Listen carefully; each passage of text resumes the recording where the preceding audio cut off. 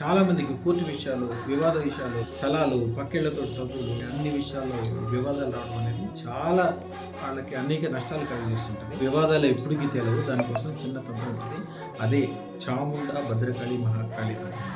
అద్భుతమైన మంత్రం. 3 కొబ్బరికాయలు తీసుకుని పొద్దున్నే మీకు దగ్గరలో ఉన్న శక్తి ఆలయం అంటే పోచమ్మ కావచ్చు, మహంకాళి కావచ్చు, అమ్మవారికి సంబంధించిన ఏదో ఒక ఆలయంలోకి వెళ్ళి 3 కొబ్బరికాయలు కొట్టి ఒక మంత్రం చదువు. ఓం నమో చాముండాయై విచ్చై క్లీం భద్రకాళి క్రీం మహంకాళి మమ సర్వ విజయం తక్షణం దేహి ప్రేత్య స్వాహ. ఈ మంత్రం 108 సార్లు చదువుకొని దండం పెట్టుకుని రావాలి. ఇట్లా 3 రోజులు చేయాలి.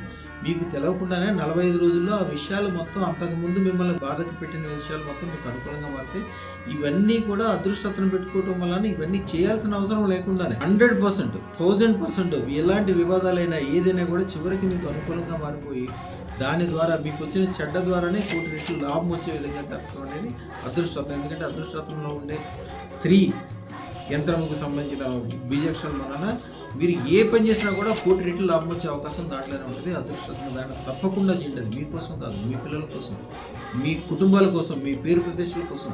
మనిషి బతికేది 100 సంవత్సరాలు, కానీ యుగాంతం వరకు మన పేరు ప్రతిష్టలు ఉండాలంటే అదృష్టదాన ఒకటే మార్గము. శుభం బియ్య. ముమ్మడి గంగాధరరావు గారు, ధనికుల గోత్రము, తిమ్మాపురం, కాకినాడ.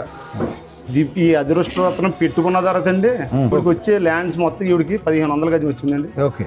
అది 2 కోట్ల చిల్లర ఉంటుంది. ఓకే. అది క్లియర్ అయిపోయింది. నేను స్టేట్ బ్యాంక్ రెంట్కి ఇచ్చానండి 500 గజాలు. ఇప్పుడు తెలిసిపోయిందా 100 కోట్లు సంపాదిస్తాను? సూపర్. 100 కోట్లు లేదు, 1000 కోట్లు అండి. 1000 కోట్లు సంపాదించని నా డ్రీమ్ అలా ఉందండి. అది